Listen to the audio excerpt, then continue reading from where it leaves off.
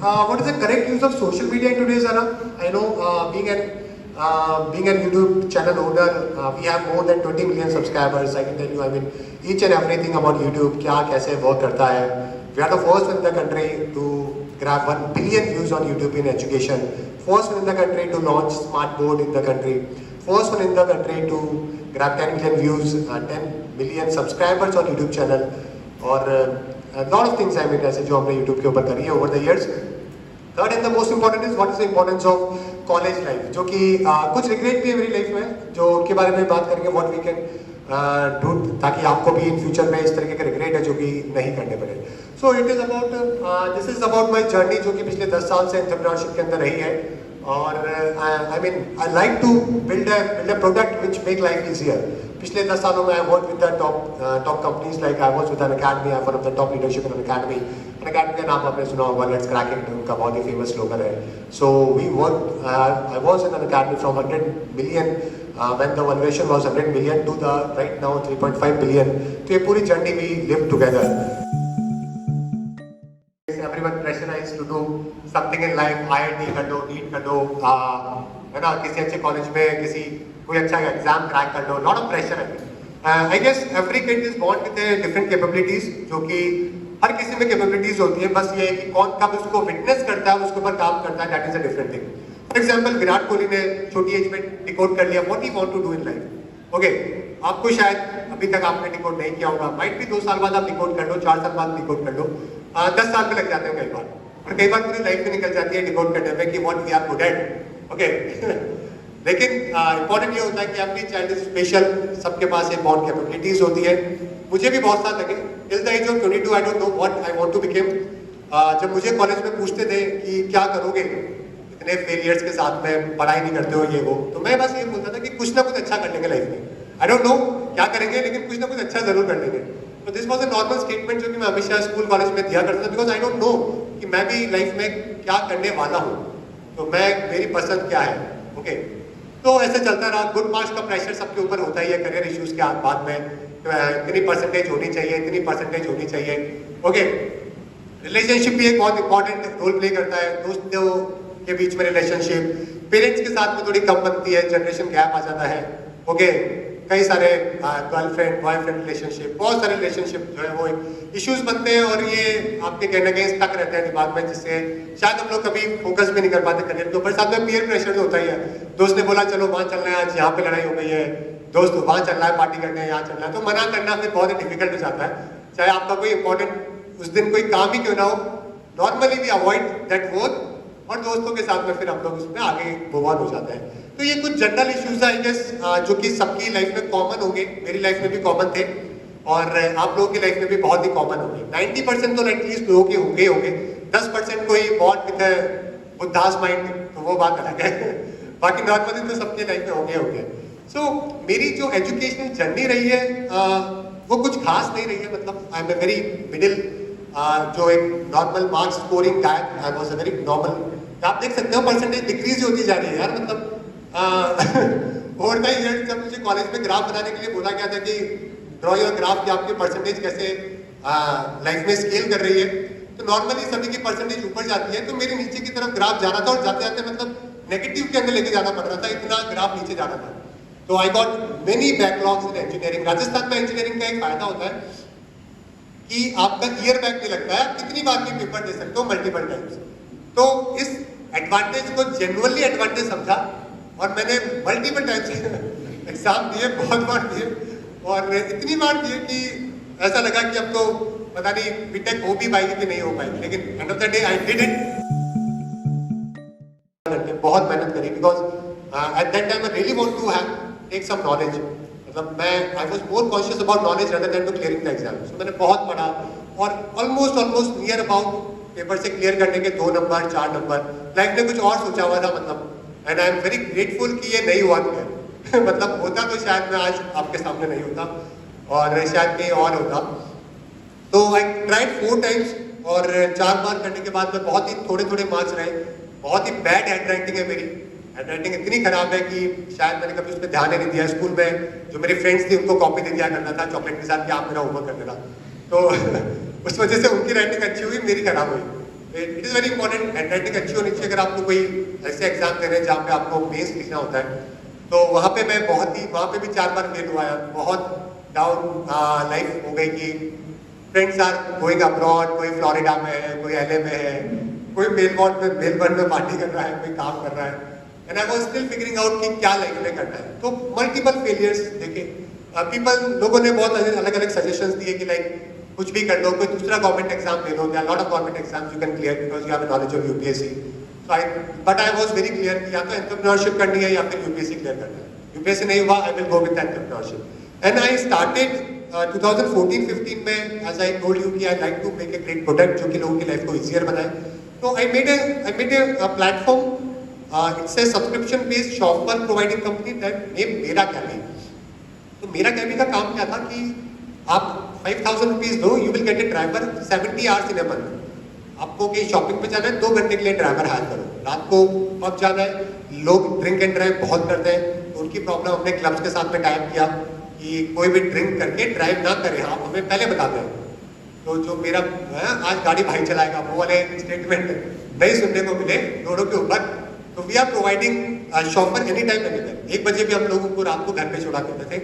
So we had a large fleet of drivers at that time. Mera Cabby was the name of that startup. It was the first in North India जो इस तरीके से कुछ service है जो कि available करवा रहा था।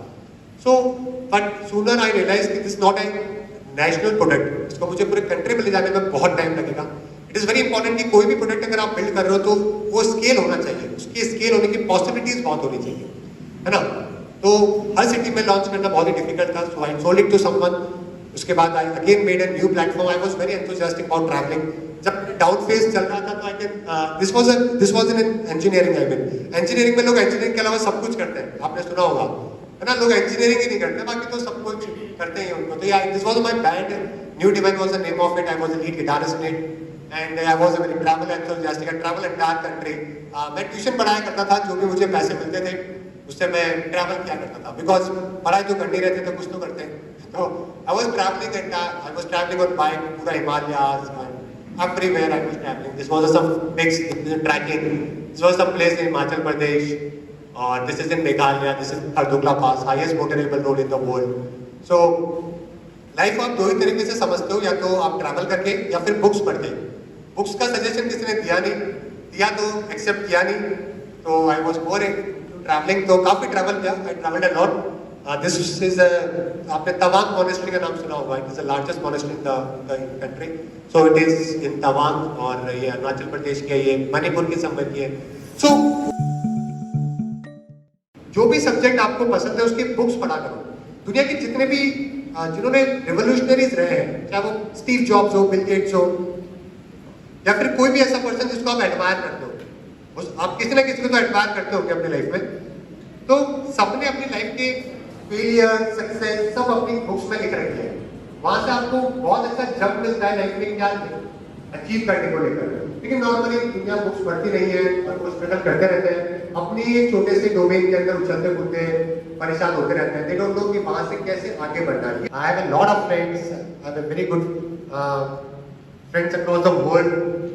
मुझे कई बार रुकने के लिए पैसे नहीं देने पड़ते आज के टाइम में किसी भी कंट्री में। I travel more than 30 countries in the world. मुझे कहीं पे पैसे देने पड़ते, मेरे दोस्त हर जगह पे। If I go to Belgium, वहाँ पे एक दोस्त है अगर मैं ऑस्ट्रेलिया जा रहा हूँ, अगर मैं इजिप्ट जा रहा हूँ, अगर मैं यूएस जा रहा हूँ, आई हैव फ्रेंड्स एवरीवेयर। तो मेरे पास कभी होटल के मुझे पैसे नहीं देने पड़ते, because I am more believe in physical interaction करने के मैं ज़्यादा हमेशा इंटरेस्टेड रहा हूँ। और इवन दो जब कि मैंने सोशल मीडिया पे we made a great company, okay, even though, तो आप समझ सकते हैं कि इतना कुछ सोशल मीडिया पे भी करने के बाद में भी फैन सेइंग तो उसका कुछ तो रेलिवेंस होगा, तभी मैं आपको ये बात बोल रहा हूँ। So it is very important कि फिगर आउट करो कि कौन सा कॉलेज में आपको जाना है, कौन से कॉलेज में एडमिशन लेना है, because college life will give you a broader perspective of the life. आप आज किसी भी जयपुर के किसी लोकल कॉलेज के अंदर अगर आप प्रिपरेशन अगर आप अपनी कंटिन्यू कर रहे हो, BA, BCom, BSc, whatever you want to do, वहाँ पे सिर्फ टाइम पास ही होता है यार। मतलब आई नो, मतलब मैंने भी किया है, इसलिए बता रहा हूँ कि कुछ नहीं होता। बीकॉम करने का मतलब है बस ठीक है, एक डिग्री आपको मिल गई है। They don't teach you what is bachelor of commerce, they don't teach you what is bachelor of arts, history क्या होती है, पॉलिटी क्या होती है, ज्योग्राफी क्या होती है। ओके, कोई भी अच्छा सब्जेक्ट जो आपको पसंद हो, they don't teach you because इतनी कैपेसिटी नहीं होती, ऐसे टीचर्स ही नहीं होते जो इतने पैशनेट हो जो आपको पढ़ा सके. So, end of the day, is there any rule for success or not? So, yes, definitely there is a rule. I mean, ऐसा कोई फिक्स्ड रूल तो आप नहीं बोल सकते लाइफ में कि यही करके सक्सेस मिलेगी, ऐसा कुछ नहीं होता. सबके अपने अपने तरीके होते हैं अलग अलग, सबके अपने अपने जर्नी होती है. लेकिन कुछ चीजें जैसे कि मैंने आपको बताया जो कि बहुत ही कॉमन है.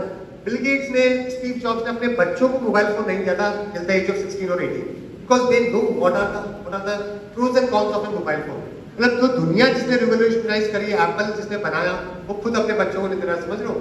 तो उसका मेंटल लेवल समझ रहे हो, इंटेलेक्चुअल लेवल किस लेवल पर है. और हम लोग इतना ज्यादा मोबाइल फोन में इंक्लूड हो गए हैं डे बाय डे कि हमारे रिलेशनशिप, फैमिली के साथ, फ्रेंड्स के साथ. देखो आप कितना अच्छा कैमरा लाओ यार, आप you can't replace your eyes with the camera. अगर आज आप मैं आपकी आईज हटा दूंगा और कैमरा लगा दूंगा तो ये क्या आप एक्सेप्ट करोगे?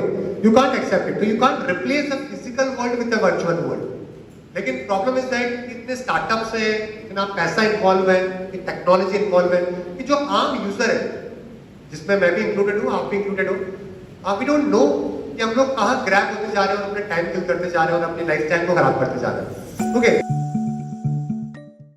सोशल मीडिया कंपनी के जो भी फाउंडर्स है ना, अगर आप उनकी नेटवर्क देखोगे तो बिलियंस ऑफ डॉलर में. It is a complete business. Facebook पे दुनिया आती है तो वहां पे एड्स आते हैं, तो जो फ्री यूजर है वो भी एक्चुअली में उनका एक कस्टमर है.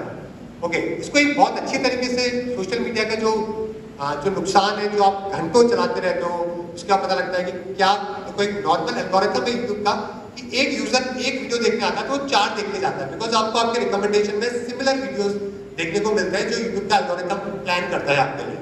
तो आप एक को फिर दूसरे को क्लिक करते हो, तीसरे को करते हो, फिर आपको पता लगता है कि क्या देखने आए थे और क्या ही देखने जा रहे हो आप यूट्यूब के ऊपर. ओके, तो it is a very normal scenario जो कि हर सोशल मीडिया कंपनी करती है. तो अगर आप सोशल मीडिया को लगता है कि आपके लिए कोई यूजफुल है तो जस्ट एक बार आप ये डाटा देख लेना. ये सोशल मीडिया के फाउंडर्स का नेटवर्क है और ये billions of dollar they earn in their life just because they made a social media उन लोगों के लिए जो कि वेला बहुत है. I want to start a smile for all not profit organisation. 2011 में मैंने कॉपी में लिखा था. ओवर द इयर्स करते करते आई डोंट नो व्हाट हैपेंड. 2016 में मैंने कुछ बच्चों को पढ़ाना चालू किया अंडर प्रिविलेज को. 2018 में जाके मैंने उसको रजिस्टर किया as a smile for all. तो 7 साल तक वो कॉपी मेरे पास आज भी है जिसके पीछे मैंने लिखा था. ओके, सो कहीं ना कहीं चीजें कनेक्ट करती हैं, कहीं ना कहीं जो आप चाहते हो वो आप बनते हो. तो ये सब फेक बातें नहीं है मूवीज वाली, ये रियल लाइफ के सिनेरियोज हैं जो कि आपके साथ में भी होंगे. बट जस्ट जो मैंने आपको 3-4 चीजें बताई है जो समराइज करके उनको थोड़ा फॉलो करोगे तो शायद लाइफ में थोड़ा जल्दी आप अचीव कर लोगे, अदरवाइज थोड़ा टाइम लग जाएगा. तो it is just about folk story included under most influential people is. Life में आप जो भी अचीव कर रहे हो ना उसका कहीं ना कहीं कंट्रीब्यूशन सोसाइटी का जरूर होता है.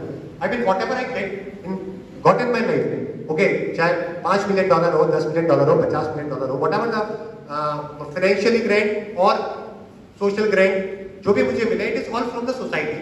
तो ये मेरा फर्ज बनता है कि मैं उसको वापस से दूं जब मैं थोड़ा सक्सेसफुल हो गया हूँ. तो लाइफ में आप भी बहुत बार जब सक्सेसफुल बनेंगे always try to give back to the society because life में लेके जाने का कोई कंसेप्ट नहीं है. I can take $10 million with me Monday के बाद और मैं नेक्स्ट लाइफ में वापस आके $10 मिलियन मेरे पास हो गए. ऐसा कोई कंसेप्ट है क्या? ऐसा कोई कॉन्सेप्ट नहीं है. ऐसा होता तो समझते भी चलो ठीक है रखो यार अगले जन्म में काम आएगा. लेकिन एक्चुअली ऐसा कोई कॉन्सेप्ट नहीं है. सब कुछ यहीं से ही लोगे, आप यहीं पे लेके जाना पड़ेगा आपको. सो 2 years back I started this Smile for All. It became viral and we became one of the top NGOs in the country. Right now giving 2,000 India में 24 states में we are giving education. 6,000 volunteers are associated with us, giving education to 2,000 kids. 50 slum areas में right now we are running evening classes. जो shelter homes में जो थोड़े बहुत ही छोटे से एरियाज होते हैं स्लम में, वहाँ पे भी आर गिविंग एजुकेशन. तो मुश्किल से देश के 5% जो स्टूडेंट है, आज नियर बाय 30 करोड़ स्टूडेंट है जो कि स्कूल में पढ़ रहे हैं, उसमें से 5% भी ऐसे नहीं है जो जिनको वो एजुकेशन मिल रही है जो आपको मिल रही है. ओके, तो firstly be grateful to your school, your principal ma'am, teachers and your family members जिन्होंने आपको स्कूल में कराया. लेकिन अब यहाँ से आगे क्या? मेरी लाइफ में एक चीज और मैं रिग्रेट करता हूँ कि मैंने कभी अच्छे कॉलेज के लिए ट्राई नहीं किया. मैं हमेशा सोचता हूँ कि मेरे पास अगर अच्छा कॉलेज होता तो डेफिनेटली बेटर कॉन्टैक्ट्स होते, बेटर मुझे वहाँ पे टीचर्स मिलते, बेटर मुझे वहाँ पे लाइफ एक्सप्लोर करने को मिलती. लेकिन मैंने बहुत ही नॉर्मल ऑर्डिनरी कॉलेज में एडमिशन लिया. मैंने कभी फाइट ही नहीं करी कॉलेज के लिए एक्चुअली.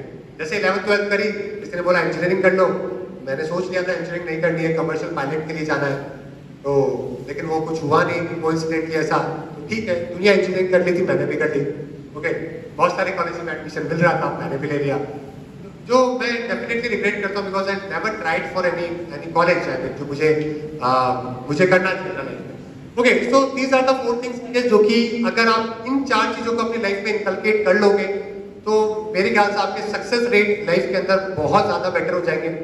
आप लाइफ में क्या करना है तो आपको बहुत सारे लोग बताएंगे, बहुत सारे यूट्यूब पे वीडियोस देखोगे, फैमिली मेंबर्स बताएंगे, लेकिन अगर आपने ये 4 चीजें अपनी लाइफ में एड ऑन कर दिया, ओके, जो मुझे मेरी 33 की एज के अंदर जो मैंने देखा है, समझा है, तो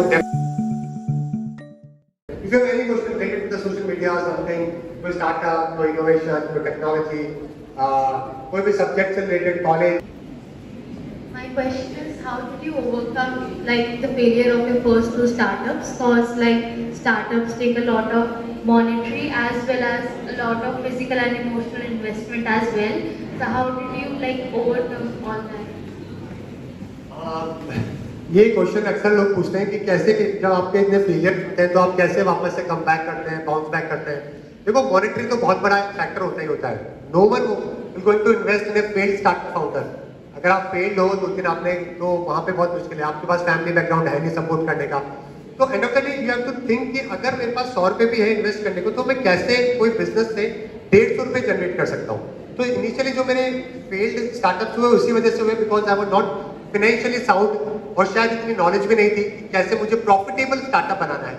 तो सबसे पहले आपको ये फिगर आउट करना पड़ता है लाइफ में कि आपको फाइनेंशियली कैसे आप थोड़े बेटर हो सको। तो अगर मैं 100 रुपये इन्वेस्ट कर रहा हूँ किसी भी कंपनी में, तो मुझे 150 रुपये वहाँ से रेवेन्यू जनरेट करने की स्किल जनरेट करनी पड़ेगी, मार्केट की नीड को समझना पड़ेगा। तो अगर आप 100 रुपये से 150 रुपये बना रहे हो, तो फिर आप 1 लाख से 1.5 लाख और 100 करोड़ से 150 करोड़ रुपये जनरेट कर सकते हो। Then investors will going to understand कि आप में वो कैपेबिलिटी है। तो फाइनेंशियली तो आपको प्रोडक्ट बनाना पड़ता है जो कि प्रॉफिटेबल हो। इमोशनली और सोशली की बात करें तो बहुत ही मुश्किल होता है ऑनेस्टली फैमिली को समझाना, बाकी लोगों को समझाना, लेकिन एंड ऑफ द डे आपकी लाइफ है, आपको क्या करना है इससे बेहतर आपको कोई नहीं बता सकता। आपके अगर मैं कोई फैसले ले रहा हूँ तो मैंने हमेशा एक फैमिली को एक बात बोलता था मैं कि दीज आर माई डिसीजंस।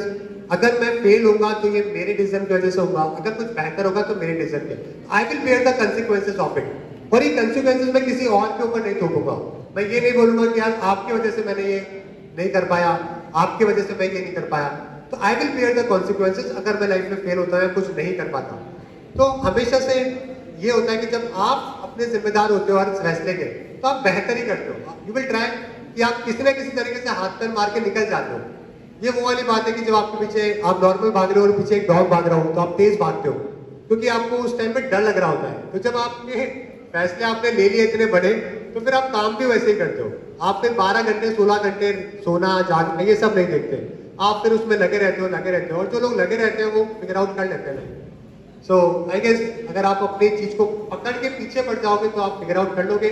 बीच में थोड़ा ड्रामेटिक चीजें होगी, हो सकता है रिलेशनशिप खराब हो जाए, हो सकता है घर वाले काफी कुछ सुनाए, कुछ चीजें ऊपर नीचे होती है, लेकिन जब आप when you become successful in life तो चीजें वापस से कम बैक हो जाती है।